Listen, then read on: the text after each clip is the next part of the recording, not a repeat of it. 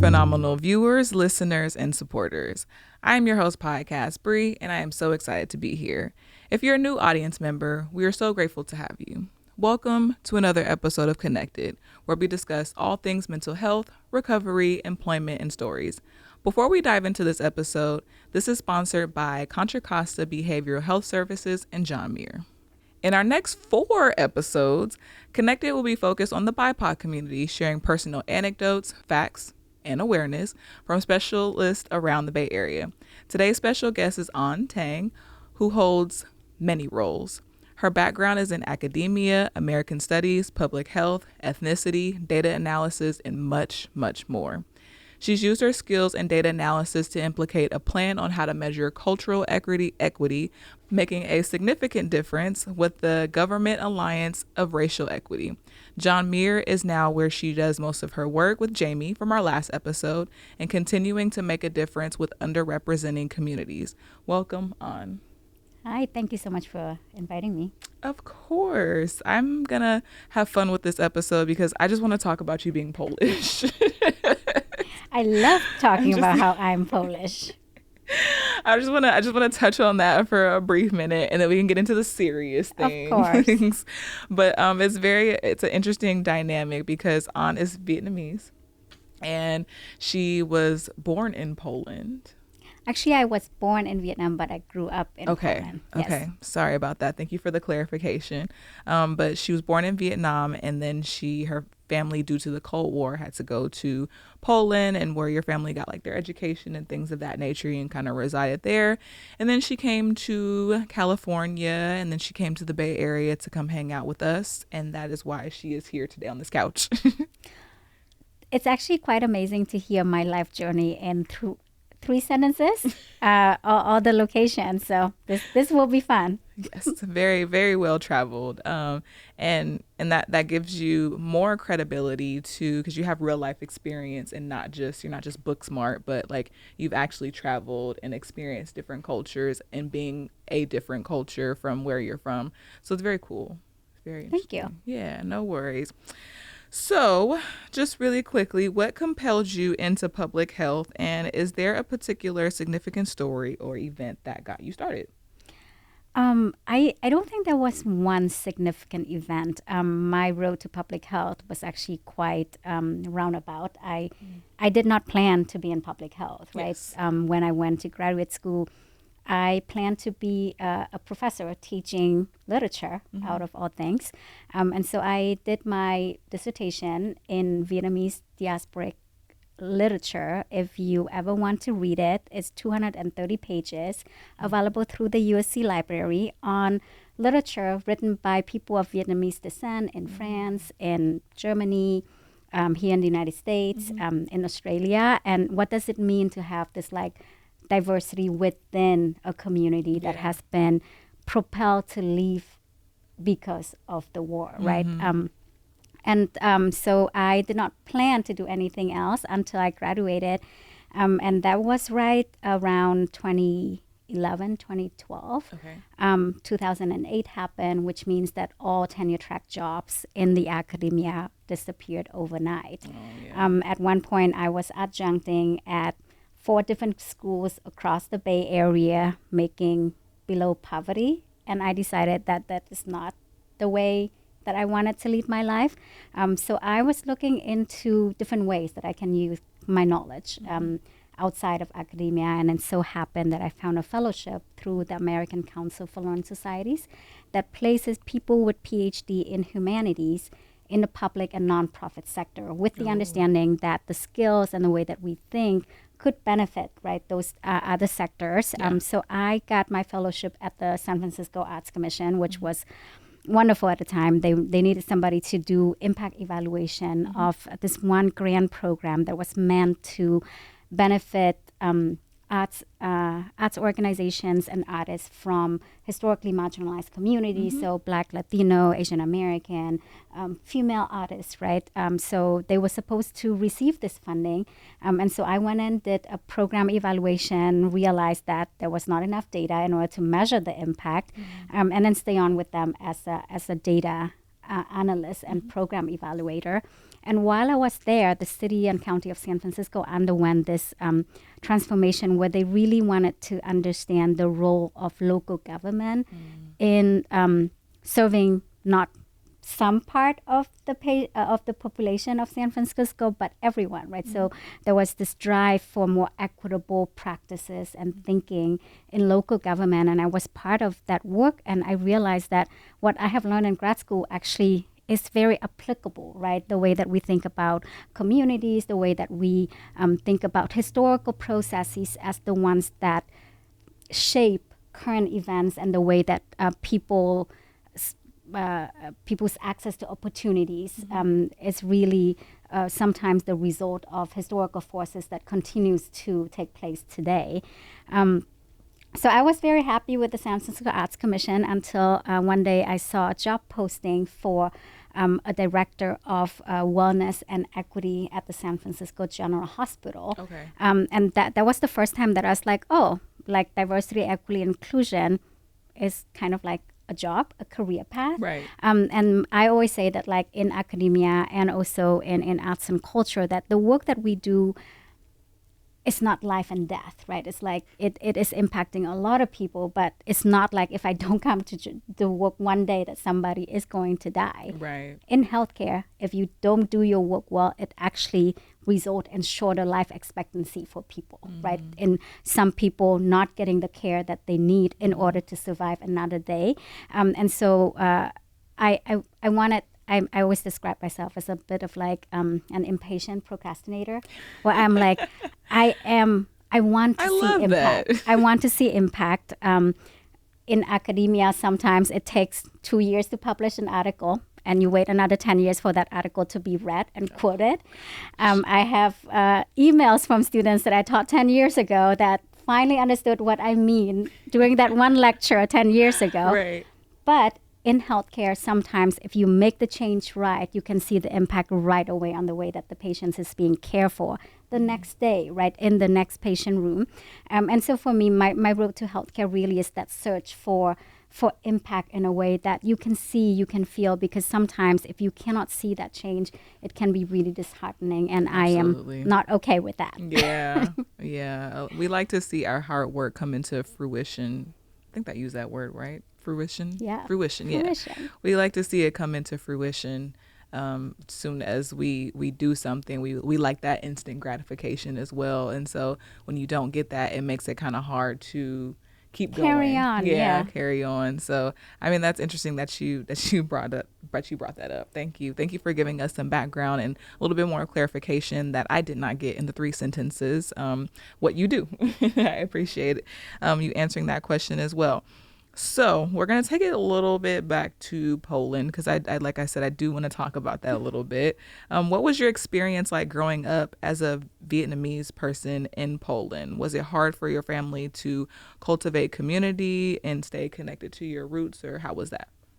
Yeah, the reason that I went to the United States is because it was a peculiar experience growing up Vietnamese in Poland, especially at that time. I think Poland, like many other European countries, has changed significantly with like subsequent waves of immigrants from different parts of the world. But while I was growing up, there were about 30,000 Vietnamese people in Poland, and they are mostly located in the capital where I was. So it's like a little village where you know everyone, everybody is up in your business. Yeah. And then in Poland, you are either Polish or you are not Polish. In high school, I was best friend with 2 other kids. One was a Chinese guy who was 6 feet tall, and one was a Bangladeshi guy who was like my size. So the 3 of us went everywhere. We became instant best friends because we are the only non-Polish kids in school. And so you just kind of like, you become friends out of the sheer fact that you are different. Yeah. And it was very apparent that you are different, Yeah. right? And there was no in between. There was no hyphenation. There was not Vietnamese, Polish. There was just, you are non-Polish. But then I grew up there in my formative year. And so I was like, really looking for a way to fit in and thinking about like, but I love this culture. I do love the country. I crave for Polish food, especially when the weather turns cold. I was like, oh my God, like now is the time for like a bowl of something, right? I need some recipes. We'll talk about that afterwards. We can talk about that. And there's actually a grocery store right in Concord that you can go access everything. But for me, it was really the search for like, well, I'm not 100% Vietnamese because I grew up there in my formative year. And clearly, I'm not Polish because everybody makes very clear to me that I was not Polish. I think as I look into the United States and the different ways that people of color in the United States found a way to create a space for themselves, that is what really was empowering to me. That I was like, I can inhabit both. I can be both. And there are terms, right, that would help me describe that. So was it difficult to build community? Yes and no, because there's a very close-knit community of Vietnamese people in Poland that I was a part of. But it was also not everything that I was, right? And so there was always the search for like something more, and you don't fully fit in, and you feel always a little bit like, a little bit of distance, and also like this ultra closeness to other people who just knows everything about you, and and that is unsettling at times. Yeah. Did you have any other immediate family, like aunts or uncles or cousins that lived in Poland, or was it just like your family ended up there? Yeah, so it was just my nuclear family, but I had 30,000 aunties and uncles and cousins, because that's how it works with small communities. So like, you know, my parents never have to worry about where I went, because somebody always knows where I was, right? So like at school, there are a group of people, their parents know me, my parents know them. You go to the mall, there's always somebody there who knows exactly where you are and who keeps an eye out to make sure that you're okay. We used to, it's, I recently listened to Muir song, How We Show Up, right in Oakland, and the way that she describes, like, you know, Black communities and the way that people just like keep an eye out for each other, even when you don't have to be friends, right? But there will be auntie and uncles all over the place who are keeping an eye on you, making sure that you are okay. You're always well fed, because if your parents are not there to feed you, somebody's gonna like make sure that you have some food. So that is the kind of family that I grew up in.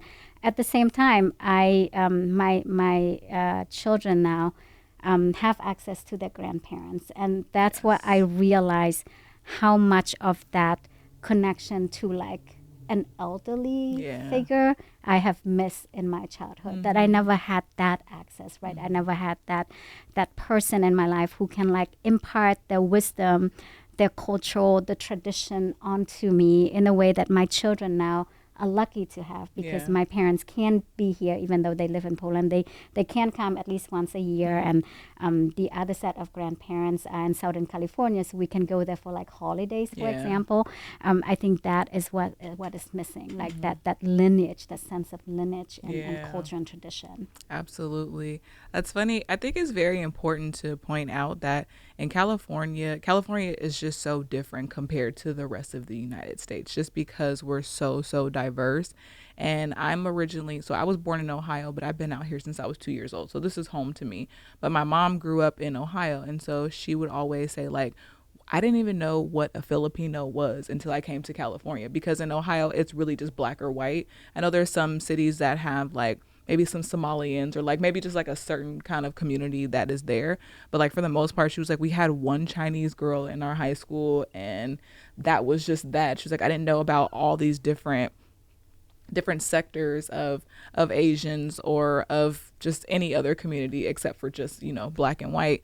And also, I mean, it's just a different time now, so we have access to other things. I'm like, we have maps too. Like you could look at a map, okay? But when I go back home, it is primarily just black or white, so I can see that. So living in California has given us such a luxury to be able to have all these different cultures and all these different foods. You can go to one strip mall and you can have Iranian food and Thai food and Mexican food, like all in the same strip mall. And I love that about California. It's a huge luxury. So we can we can have our own sense of community in a larger sector. Is Poland a small place? Is it a small country?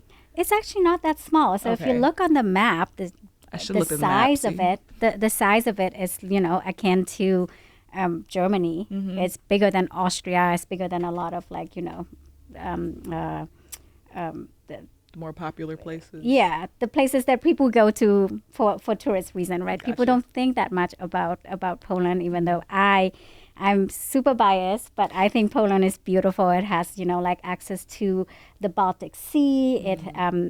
It has access in the south to actually part of the Aspen Mountains. So it's like a really beautiful place. You come in the fall. It's like it has the most beautiful golden autumn that I dearly miss every year around this time. But people don't think about it, right, as kind of like a destination. So it's kind of like a hidden treasure. Yeah, I'm thinking about it now. So I'll be on TikTok tonight looking up like Poland and then just seeing everything that there is to do there. Or I can go back with An one day to meet her parents. Yes, please. I am always happy to be a tour guide. Yay. Okay, cool. All right. Let's get back to the real stuff, you guys. So when you came to the Bay Area and there is a huge Asian American population here, did you experience a culture shock? Absolutely. I did not know what to do in a place where there are so many people who look like me. Mm-hmm. I was so used to being the only, that to be in a place where I can completely blend in was such a novel way of being for me. And it took me a while to realize that people are not looking at me. Yeah. It took me a very long time to realize that people that people don't just expect me to be taller, for example, that there are plenty of people my size, right? And then I actually went to graduate school at USC. So I live in Koreatown. I would take the bus from Koreatown to South Central, where USC was located. And there's also this very funny phenomenon where the place that you are makes people think that you are of a certain race and ethnicity. Yeah. So the bus route that I was taking were full of Salvadorian women. Oh, okay. And everybody just assumed that I was Salvadorian because I was kind of short. I had, hair. I think a lot of Salvadorian have kind of like a lot of native features, which is similar in a way to some of the Asian features that I have.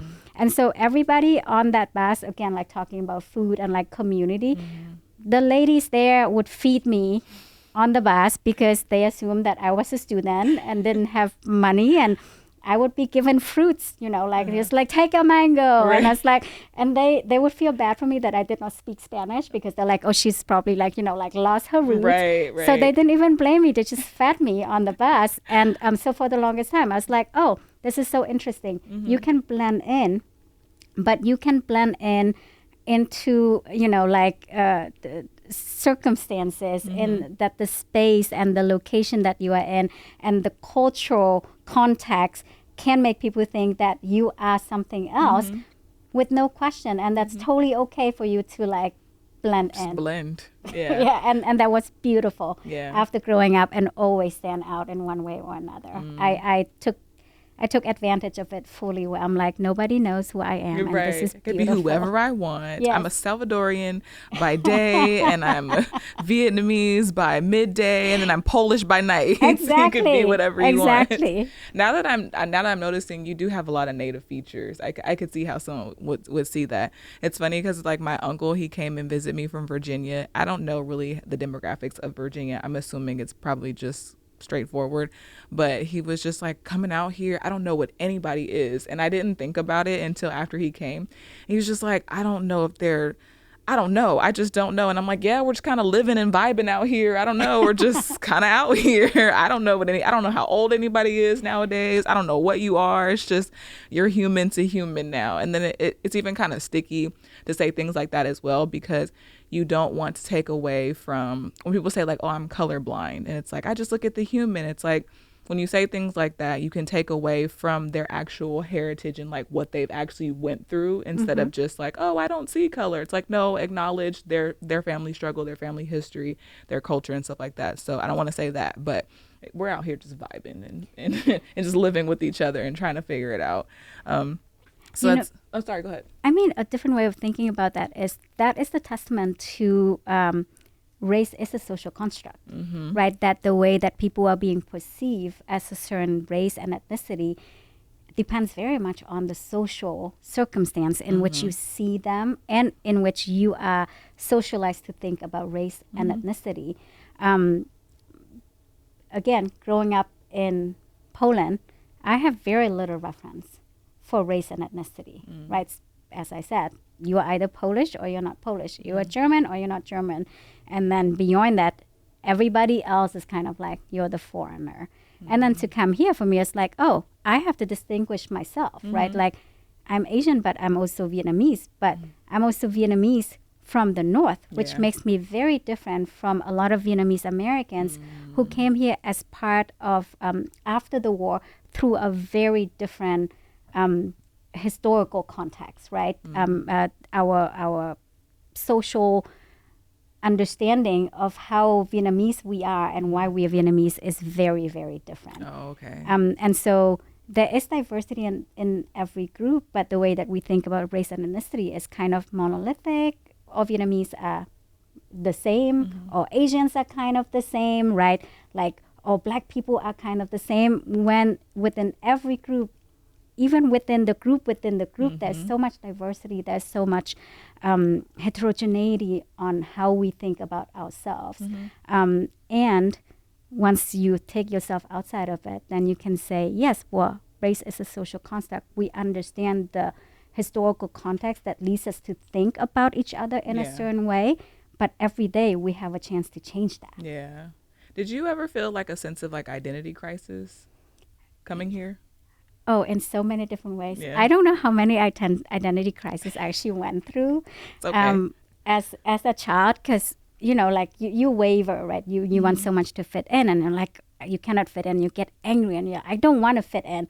And then you come here and you're like, oh, you can blend in, but it's like, am I losing my my identity? Am I losing my individuality? Because now I'm being seen as one and the same with everybody else. And you want to explain. You're like, I'm Vietnamese, but I'm also not Vietnamese, right? So my husband always laughs at me that I would add that, like, I'm Vietnamese, but I'm from Poland. He's like, you're just bragging. Right. It's like, so you just want to feel special. Yeah, you just want to feel special, even though you say that you want to blend in. It's like, but no, like, I really want people to understand that part of myself, and that actually is a big part of what makes me me, and what makes me, you know, like, say funny things sometimes to people, because that is the cultural context that I grew up in, you know. Right. So I think it's important to say that. At the same time, I'm also like, okay, am I also trying to, like, you know, that the balance between wanting to be myself and embrace all of my differences, but also wanting to be like, yes, and the sense of community, and I'm now being part of this, like, you know, entity that is Asian American, that has a very long history of being Asian American is a form of protest against, like, you know, being seen as the other. So it's complicated. And yes, I do have multiple identity crises. I had to ask. I was like, she has to go through a few of them. Is your husband also Asian American, or? So my husband is, you don't have to get into it. So he was born here, but his parents are Indian, so South Asian. Okay. And my husband has his own beef with the way that the U.S. Census counts Asian, because he's like, but South Asian and Southeast Asian, like, you're Asian, and then East Asian are so different. Why are we all counted as the same? Like, would our children be like multiracial? I'm like, well, not according to the census. And he gets so excited about, like, having to dig into it and say, well, we have to resist this. Like, good for you. Go on that journey and ask the census to change the way that it counts people, you know? Right. That's funny. I had to ask. I'm sorry. So now back into your workforce. So being a Vietnamese American, how have you received any pushback in your field of work because of your racial background? And then, like, what is the most gratifying thing about your work? But you can answer the first question first. Sorry. So any racism or pushback? I mean, there is always pushback. for DEI. And I don't know if pushback is actually the right word. I think doing diversity, equity, and inclusion work, I'm using one common acronym. You might know it as JEDI, Justice, Equity, Diversity, Inclusion. There are many different ways that people describe this work, right? Where you are trying to bring understanding to how historical forces shape the current day and how it impacts the outcomes of the individual. I think the part of doing this work is acknowledging and understanding that what we are doing never feels enough. It never feels enough for me. It never feels enough for the people who have been working very hard or who have worked very hard to create positions like me. And it never seems enough to people who, in leadership, for example, who expect that with the creation of this position or, like the field of DEI, that overnight we are going to see a significant increase in something, right? Like metrics and changes that can be felt right away. Because systemic change takes a lot of time, right? Systemic change requires a level of consensus building that sometimes reaches impasse to the point that we have to take a step back and say maybe we need to find another way. So I honestly, the most gratifying part about my job is that not one day is the same as the other. So I am the impatient procrastinator where I'm like, okay, there's something that is not working here, but there's something else that I can work on so that I can take the time to think about why that impasse is there and how else we can approach that. So having something else, having multiple projects to work on so that you don't feel like this is the one thing that needs to be solved today. Because sometimes they cannot be solved today. They cannot be solved possibly in my lifetime or my children's lifetime. It does not mean that you stop working on it, right? So to have the strength to keep going means that you need to find multiple angles to look at the issue and multiple things, multiple projects that you're working on. There are always pushback because for some people the work that I'm doing is a little bit too much. For other people it's not enough. And there's always pushback because with learning, the first step of learning sometimes is acknowledging that you don't know. And for a lot of people, that is a very hard first step to take. And I understand that because learning anything new is hard, right? And for some people, there's just not that lived experience for them to step in and say, oh, this is something that I should embrace today.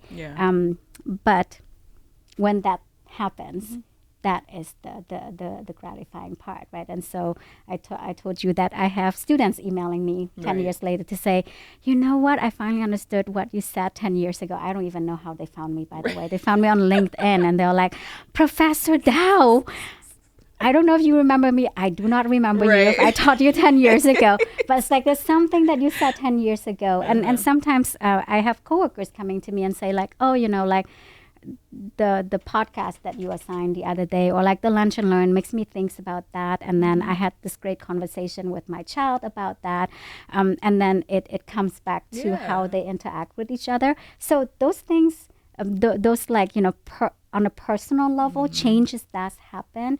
In order to see it on the system level takes a little bit more time. So I take gratification in the small steps that we can take. We have to. So that we can have the strength to push for the big systemic change. It's when you think about it, it's very much smaller things that happen to us more often than the big events, the big goals that we're reaching for. So you have to celebrate those small wins.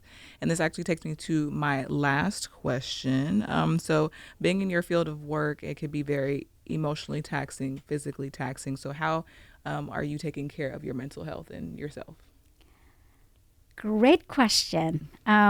So when I first started on this journey, I there's like multiple cohort learning that I was a part of, and one of the cohort learning that I took, somebody said I have a system where I ask myself at the end of the day, do I need a donut, do I need a wine, or do I need a hug, or do I need all three of those, or a combination? And so I ask myself that at the end of the day, like, do I need a donut? Do I need a glass of wine?